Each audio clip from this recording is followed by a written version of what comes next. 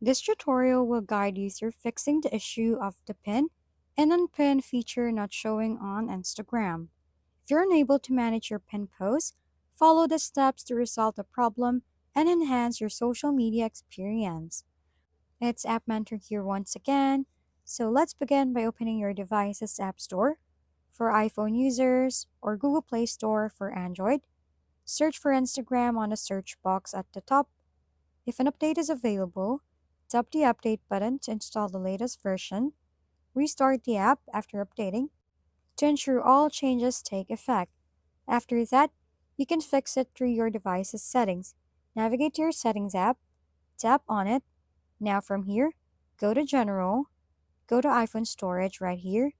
Now scroll down until you find Instagram. Click on this one. You can see this Offload App option. Simply tap on it. Select Offload App again on the prompt below. This will clear your application's cache and will remove unwanted bugs on the app.